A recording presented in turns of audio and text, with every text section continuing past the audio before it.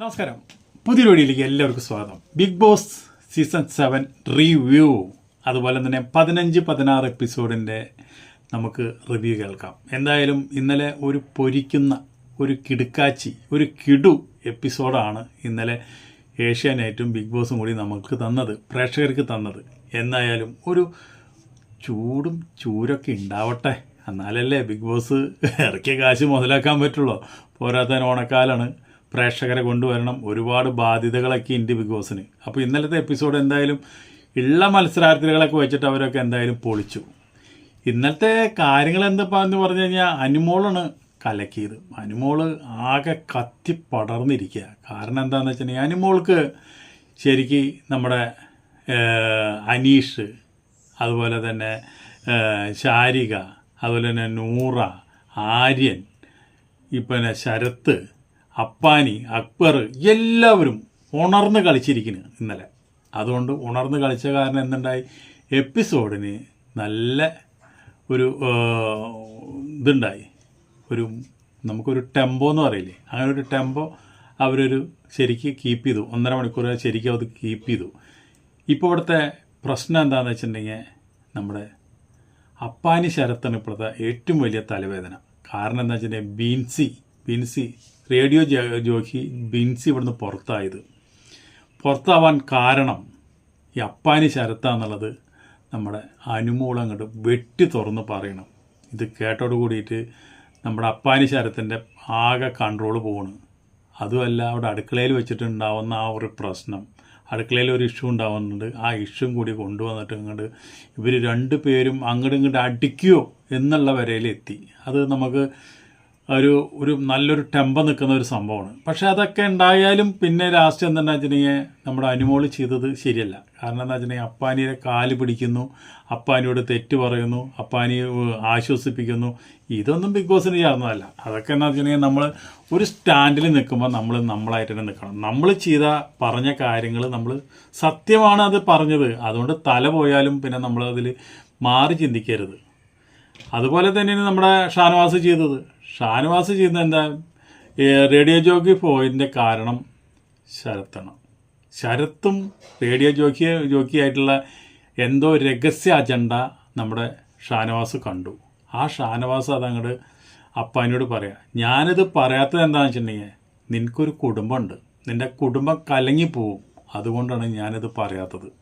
അത് പറഞ്ഞാൽ നിൻ്റെ കുടുംബം പിന്നെ ഇല്ല, അതുകൊണ്ട് ഞാൻ പറയുന്നില്ല. അപ്പോൾ അതുകൊണ്ട് അപ്പാനി അത് കത്തി പടർന്നു നിന്ന് അപ്പാനി അങ്ങോട്ട് വെള്ളം ഒഴിച്ച് കെട്ട പോലെയായി.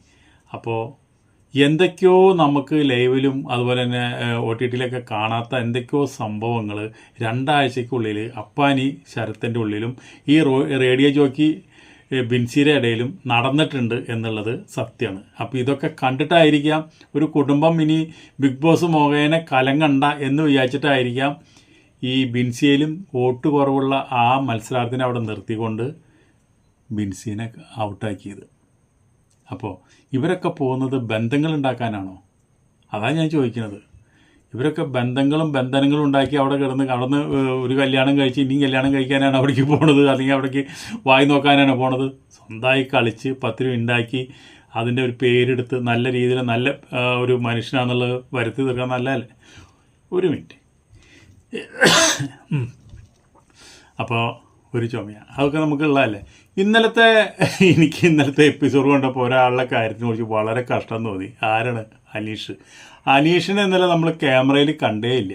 അനീഷ് ആരോടൊന്നും സംസാരിക്കുന്നില്ല, ഒരു പ്രശ്നത്തിനും ഇല്ല. ആളെ വായ അടച്ചു മോഹൻലാൽ. കാരണം എന്താണെന്ന് വെച്ചിട്ടുണ്ടെങ്കിൽ അവൻ കാണിച്ച പോക്കിരിത്തരങ്ങൾ ലാലേട്ടിട്ട് കാണിച്ചു കൊടുത്തു. അപ്പോൾ അവൻ തന്നെ സമ്മതിച്ചു ഇത് തെറ്റാണ്, എനിക്ക് എന്നെ നാണക്കേട് തോന്നുന്നത് കണ്ടിട്ട്. അപ്പോൾ അതോട് കൂടിയിട്ട് ഇതല്ല ബിഗ് ബോസിൻ്റെ കളി എന്നുള്ള അവന് വ്യക്തമായി മനസ്സിലായത് കൂടിയിട്ട് മൂപ്പരെന്നെ വാനിഷായി. ഒന്നുമില്ല, ഇത്രയും വലിയ കളികളും കാര്യങ്ങളൊക്കെ ഇവിടെ നടക്കുമ്പോൾ അനീഷിൻ്റേതായിട്ട് ഒരു കണ്ടൻറ്റും ഇന്നലെ നമ്മൾ കണ്ടില്ല. കഷ്ടം അനീഷേ, കഷ്ടം. ഇത്ര നമുക്ക് പറയാനുള്ളൂ. പിന്നെ ഇന്നലെ നെവിനും നൂറും തമ്മിലൊന്ന് ഒരു ചെറിയൊരു തുടക്കത്തിലുണ്ടായി. എന്താണെന്ന് വെച്ചിട്ടുണ്ടെങ്കിൽ ഇവൻ കട്ട് തിന്നണ ആളാണല്ലോ, അവൻ കള്ളനാണല്ലോ. ബിഗ് ബോസ് ഈ ഹൗസിലെ ഏറ്റവും വലിയ കള്ളൻ ഇവനാണ്. അപ്പോൾ അവൻ തന്നെ വെച്ചിട്ടുണ്ടെങ്കിൽ നാരങ്ങ കക്കാനും ആപ്പിൾ കക്കാനും വന്നു. അപ്പോൾ നൂറ് അതിനെ നല്ല അസലായിട്ട് പറഞ്ഞു. നമ്മുടെ നൂറയ്ക്കൊക്കെ വായിൽ നാക്കുണ്ടെന്നുള്ളത് ഇപ്പോൾ ഇന്നലെ മനസ്സിലായത്. അങ്ങനെ പുറത്ത് വരട്ടെ. നിങ്ങളൊക്കെ പൂച്ചക്കുട്ടികളെ പോലെ ഇരുന്നിട്ടോ പോമറേനിയും നമ്മുടെ നായ്ക്കുട്ടികളെ പോലെ ഇരുന്നിട്ടൊന്നും കാര്യമില്ല. നിങ്ങളെയൊക്കെ അവരൊക്കെ പച്ചിറച്ചി തിന്നും. അതുകൊണ്ട് നാവൊക്കെ എടുക്കണ നേരത്തൊക്കെ നാവ് എടുക്കണം. നിന്നെ അവൻ പറ്റിച്ചതാണ്. കാരണം എന്താ വെച്ചാൽ അവൻ കട്ടുകൊണ്ടുവന്ന സാധനം നിന്നെ കൊണ്ട് തീറ്റിച്ച് നീന്നെയും കൂടി അവൻ കള്ളിയാക്കിയിട്ട് മോഹൻലാലിൻ്റെ അടുത്ത് മോശക്കാരനാക്കിയത് അവൻ്റെ അടുത്ത് നീ ഒരു വിട്ടുവീഴ്ചയും ചെയ്യാതെ നൂറ ഒപ്പത്തിന് നിന്നോ. പിന്നെ അതിൻ്റെ ഇടയിലൊരു സംശയം. എന്താണ്? അനുമോളും ആര്യനും തമ്മിൽ പ്രേമാണോ എന്നുള്ളത്. ആ സംശയം അവിടെ ചർച്ചയിൽ വന്നു. അത് അനുമോളുടെ അടുത്ത് തന്നെ മുമ്പിൽ തന്നെ വന്നു. അപ്പോൾ അനുമോൾ പറഞ്ഞു, അതെ, എനിക്ക് അവനോട് പ്രേമോ സ്നേഹമൊന്നുമില്ല. എന്നേക്കാൾ എത്ര വയസ്സും താഴെയവൻ, അവനേക്കാൾ 5-6 വയസ്സിന് മൂത്താണ് ഞാൻ. എനിക്കിപ്പോൾ അവനെ സ്നേഹിക്കേണ്ട കാര്യമൊന്നുമില്ല, അവനെ ഞാൻ സ്നേഹിക്കണമൊന്നുമില്ല. പക്ഷെ എന്നിരുന്നാലും അത് അങ്ങനെ ഒരു കാര്യം ആര്യനറിഞ്ഞപ്പോൾ ആര്യൻ അത് നിഷേധിക്കാൻ നിന്നില്ല. പക്ഷേ ഇവരെ ചേഷ്ടകളും കാര്യങ്ങളെല്ലാം കണ്ടു കഴിഞ്ഞാൽ ഇവർ തമ്മിൽ സ്വല്പം അണ്ടർസ്റ്റാൻഡിങ് ഉണ്ടെന്നുള്ള കാര്യത്തിൽ 100% ഉറപ്പാണ്. അപ്പോൾ അത് അവിടെ നടക്കും. അപ്പോൾ ആ വിൻസി പോയതിനെ കുറിച്ചുള്ളതാണ് ഇവിടെ ഏറ്റവും വലിയ തർക്കം നടക്കുന്നത്. വിൻസി ആയിട്ടുള്ള പ്രശ്നത്തിൻ്റെ മുകളിലാണ് ഈ ഷാനവാസ് ആയാലും അപ്പാനി ആയാലും അപ്പാനിനെ അടിച്ചു താത്താനായിട്ട് നിൽക്കുന്നതും അതുപോലെ തന്നെ ഒരുപാട് പ്രശ്നങ്ങൾ അവിടെ നടക്കുന്നതിൻ്റെ കാരണം ശരിക്കും ഈ ബിൻസി പോയതാണ്. ബിൻസി പോയതിലിപ്പോൾ പ്രേക്ഷകർ മുഴുവൻ സംശയിച്ചിരിക്കുക. കാരണം എന്താണ്? ബിൻസി ആയിട്ട് എന്താണ് അപ്പാനിക്ക് ബന്ധം എന്നാണ് ഇപ്പോൾ എല്ലാവരും ചോദിക്കുന്നത്.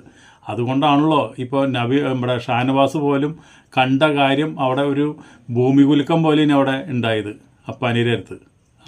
പിന്നെ നമ്മുടെ ഈ അബ്കർ എന്ന് പറഞ്ഞു കഴിഞ്ഞാൽ അവൻ ശരിക്കും പറഞ്ഞ ഇതിൻ്റെ ഈ 2 ഗ്രൂപ്പുകളായിട്ടാണ് നിൽക്കുന്നത്. ഈ അബ്കർ ഒരു ഗ്രൂപ്പിലാണ് നിൽക്കുന്നത്. ആ ഗ്രൂപ്പിൽ നിന്നിട്ട് മറ്റേ ഗ്രൂപ്പിനെ മൂപ്പർ അറ്റാക്ക് ചെയ്യുക. ഈ ബലമുള്ള ഗ്രൂപ്പിലേക്ക് കൂടുതൽ ആൾക്കാർ കയറുക. അപ്പോൾ അവർക്ക് ശക്തി കൂടി. അപ്പോൾ ഇതിൽ മത്സരാർത്ഥികൾക്ക് മനസ്സിലാവുന്നില്ല ഏത് ഗ്രൂപ്പിൽ നിന്നാലാണ് നമുക്ക് വോട്ട് കിട്ടുക, ഏത് ഗ്രൂപ്പിനാണ് ബലം എന്നൊന്നും അവർക്ക് മനസ്സിലാവുന്നില്ല.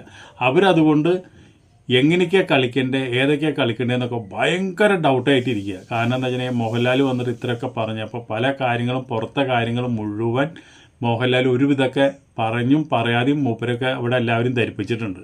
അപ്പോൾ ആ ധരിപ്പിച്ചുകൊണ്ടാണ് ഇന്നലത്തെ എപ്പിസോഡ് അങ്ങോട്ട് കയറി അങ്ങോട്ട് കലക്കിയത്.